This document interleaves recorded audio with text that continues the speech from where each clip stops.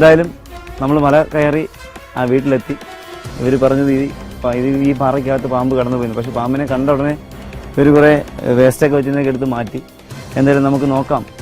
നമ്മുടെ ഈ കല്ലിൻ്റെ ഇടയിൽ എന്തായാലും കൈയിട്ട് പാമ്പിനെ എടുക്കാൻ കഴിയില്ല. പാമ്പിനെ കണ്ടാൽ തന്നെ നമുക്ക് എന്തായാലും കുറച്ച് കല്ലൊക്കെ ഒന്ന് മാറ്റി അദ്ദേഹത്തിൻ്റെ സേഫാണ് നമ്മൾ, അദ്ദേഹത്തിൻ്റെ സേഫ്റ്റിയാണ് നമ്മൾ നോക്കേണ്ടത്. എന്തായാലും നമുക്ക് അതിഥി ഇതിനകത്തുണ്ടോ, അതാരാണ്, ഇവർ പറഞ്ഞ് അണലിയാണെന്ന് എന്തായാലും നമുക്ക് നോക്കാം. അണലിയാണ് ഏറ്റവും അപകടകാരി. രാജവമ്പല കഴിഞ്ഞാൽ അടുത്ത അപകടകാരി, ഏറ്റവും അപകടകാരി എന്നറിയപ്പെടുന്ന അണലിയാണെന്ന് നമ്മുടെ പ്രേക്ഷകരോട് ഞാൻ എപ്പോഴും പറയാറുണ്ട്. കാരണം ഏത് ദിശയിലേക്കും കടിക്കാനുള്ളൊരു കഴിവാണ് അദ്ദേഹത്തിൻ്റെ പ്രത്യേകത. ഇപ്പോൾ പാമ്പുകൾ അണലിയുടെ മാറ്റിംഗ് സമയമാണ്, ഇണചേരൽ സമയമാണ് ഇപ്പോൾ. അതിൻ്റെ അവസാന പീരീഡ്, അത് നവംബറിൽ തുടങ്ങി ഡിസംബർ ആദ്യം ഡിസംബർ പകുതിയായി. അപ്പോൾ നല്ല ഇതായിട്ട് ഒരുപാട് മാറ്റിംഗ് നമുക്ക് കാണാൻ കഴിയുന്ന ഒരവസ്ഥയാണ്. എന്തായാലും നമുക്ക് നോക്കാം ഈ അതിഥി എവിടെയാണ് ഇരിക്കുന്നത്.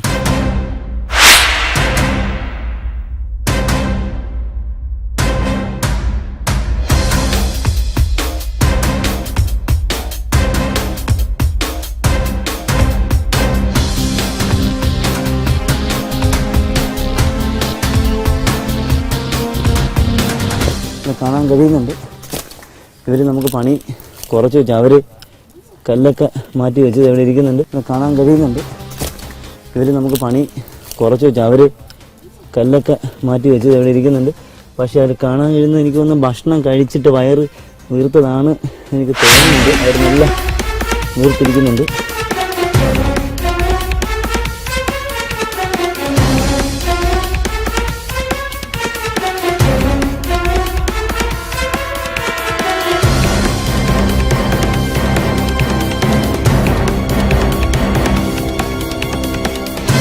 എന്തായാലും നമ്മുടെ അതിഥിയെ നമ്മൾ കണ്ടു. അണലി അഥവാ ചേനത്തണ്ടൻ അഥവാ വട്ടക്കൂറ എന്നറിയപ്പെടുന്ന, മണ്ഡലി എന്നറിയപ്പെടുന്ന പ്രസവിക്കുന്ന പാമ്പിൻ്റെ ജനുസായ നമ്മുടെ ഭാരതത്തിൽ ഏറ്റവും കൂടുതൽ ആൾക്കാർക്ക് പാമ്പ് കടി ഏൽക്കുന്ന ഇനം പാമ്പിൻ്റെ കടി അണലിയുടേതാണ്. എന്തായാലും അതിൻ്റെ വയറൊക്കെ കണ്ടിട്ട് എനിക്കൊന്ന് വയറിനകത്ത് ഭക്ഷണം ഉണ്ട് എന്നാണ് തോന്നുന്നത്. എന്തായാലും ആ ചെറുതായിട്ട് തല കണ്ടിട്ട് ഫീമെയിൽ അഥവാ പെൺ അണലിയാണെന്നാണ് തോന്നുന്നത്. നമുക്ക് എന്തായാലും അതിഥിയെ ഒന്ന് നമ്മുടെ നാട്ടുകാർക്ക്, നമ്മുടെ പ്രേക്ഷകർക്ക് വേണ്ടി ഒന്ന് പുറത്തേക്ക് എടുക്കാം, കാണാം.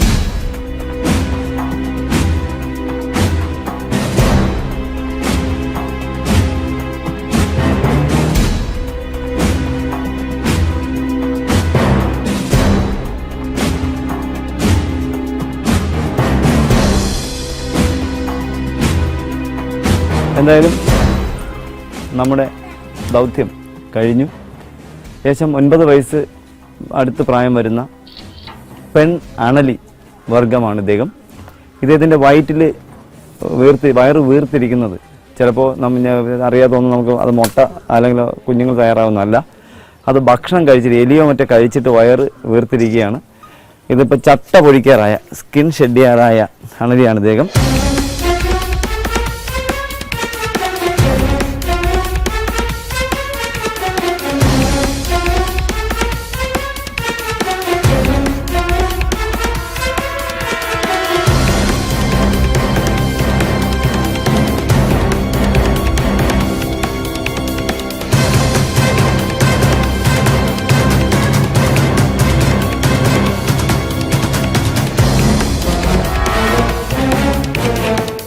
സ്കിൻ ഷെഡിയാറായി.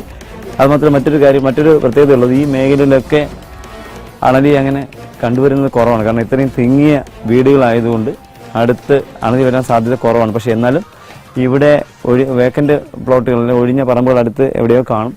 അവിടെ നിന്നൊക്കെ ഭക്ഷണം തേടി വന്നതാവാനേ സാധ്യതയുള്ളൂ. എന്തായാലും നമ്മൾ ഈ അതിഥിയെ അധികം വിഷമിപ്പിക്കുന്നില്ല, അധികം വേദനിപ്പിക്കുന്നില്ല. നമുക്ക് ഈ അതിഥിയെ ചാക്കിലാക്കി അടുത്ത സ്ഥലത്തേക്ക്, അടുത്ത അതിഥിക്കായി യാത്ര ചെയ്യേണ്ടതുണ്ട്. അതിഥിയുടെ കോള് വന്നിട്ടുണ്ട്. എന്തായാലും നമ്മൾ ഈ അതിഥിയെ ചാക്കിലാക്കി അടുത്ത സ്ഥലത്തേക്ക് യാത്രയാവുന്നു. ഇവരോട് യാത്ര പറയേണ്ട സമയമായി. എന്തായാലും നമ്മൾ ഈ അതിഥിയെ ചാക്കിലാക്കും.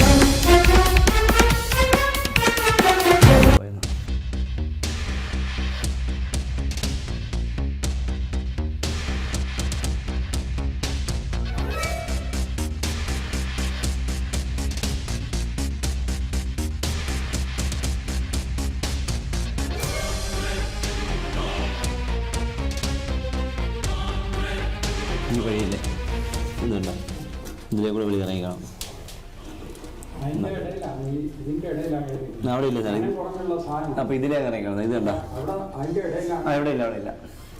ഇതുണ്ടോ, ഇതിനകത്ത് ഇറങ്ങി കാണാം. അവിടെ ഇല്ല, ഇതിനകത്ത് കയറാൻ സാധ്യതയില്ലല്ലോ.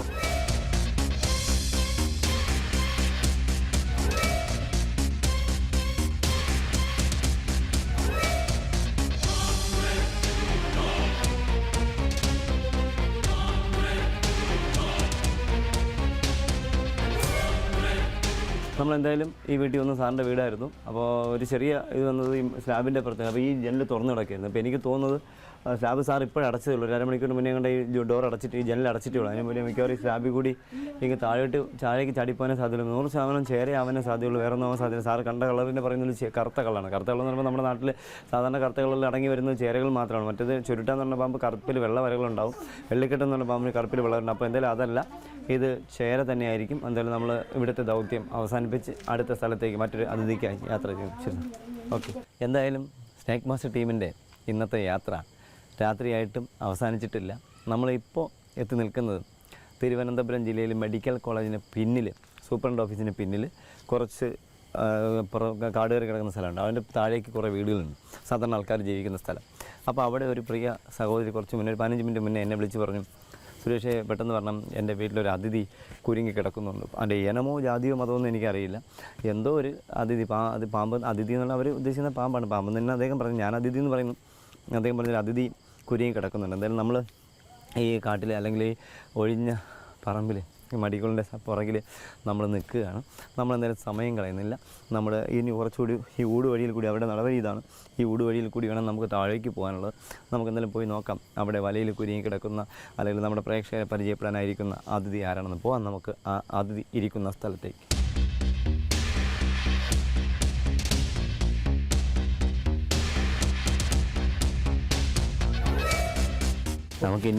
നമുക്കിനിയും ഒരുപാട് താഴേക്ക് പോകാനുണ്ട്. പോകാം നമുക്ക് നമ്മുടെ അതിഥി ഇരിക്കുന്ന സ്ഥലത്തേക്ക്.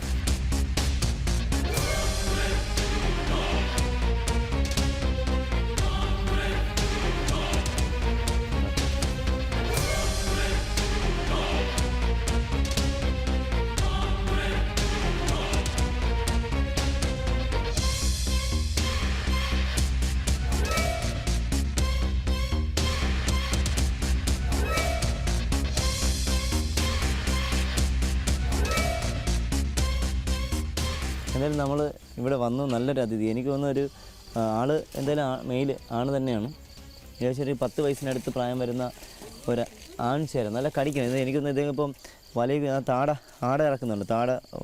ഇങ്ങനെ താഴേക്ക് ആട ഇറക്കുന്ന കടിക്കാൻ വേണ്ടി വേദനിച്ചിട്ട്, അല്ലെങ്കിൽ ശരീരത്തിൽ ഇത്രയും വല കുരുങ്ങിയിട്ട് വേദനിച്ചിട്ട് വേദന കൊണ്ട് വേണമെങ്കിൽ കടിക്കാം. കടിയേറ്റൽ എനിക്ക് കടിയേറ്റാൽ നല്ല ആഴത്തിൽ മുറിവുണ്ടാകും. പക്ഷെ നമ്മൾ ഇനി ഇദ്ദേഹത്തെ ബുദ്ധിമുട്ടിപ്പിക്കുന്നത് അല്ലെങ്കിൽ കുറച്ചുകൂടി വലയിൽ കിടത്തുന്നത് അത്ര നല്ലതായിരിക്കുമെന്ന് എനിക്ക് തോന്നുന്നു, ശോഭിക്കുമെന്ന് എനിക്ക് തോന്നുന്നു. കാരണം നല്ല കഴുത്തിൻ്റെ തൊട്ട് താഴെയാണ് ആ കുരുക്ക്.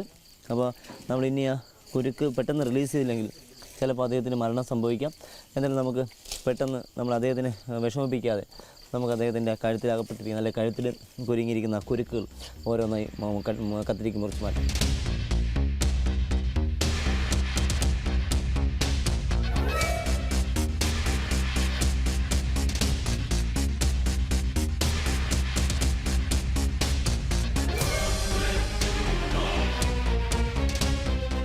എന്തായാലും നമുക്ക് കാണാം അദ്ദേഹത്തിൻ്റെ കഴുത്തിൻ്റെ അവിടെ, ഞാൻ പറഞ്ഞല്ലോ കഴുത്തിൻ്റെ അവിടെ ആ ഭാഗം, ശരീരത്തിൻ്റെ താഴെ കുറച്ച് ഭാഗത്തേക്ക് അത് ഒന്ന് വല കൊതഞ്ഞ് അല്ലെങ്കിൽ വല അകപ്പെട്ട് ശരീരം കുറച്ച് താഴത്തേക്ക് ആഴ്ന്ന് പോയിട്ടുണ്ട്. പക്ഷേ അത് വേറെ അപകടം ഉണ്ടാവുമെന്ന് എനിക്ക് തോന്നുന്നില്ല.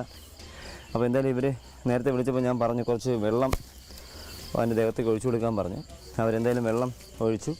ശരീരം നല്ല തണുത്തിരിക്കുന്നുണ്ട്. ഞാൻ നേരത്തെ പറഞ്ഞാൽ 10 വയസ്സിനടുത്ത് പ്രായം വരുന്ന ആൺചേര തന്നെയാണ്. നോക്കാം നമുക്ക്. ഏകദേശം 7 അടിയിൽ കൂടുതൽ, 7 അടിയോളം നീളം ഇദ്ദേഹം വളർന്നു. എൻ്റെ കൈ ഇങ്ങനെ നീളത്തിൽ 8 അടിയോളം ഉയർത്തി പോകുന്നുണ്ട്. അപ്പോൾ 7 അടിയോളം നീളം ഇദ്ദേഹം വെച്ചിട്ടുണ്ട്. പരമാവധി നീളമായി കഴിഞ്ഞു.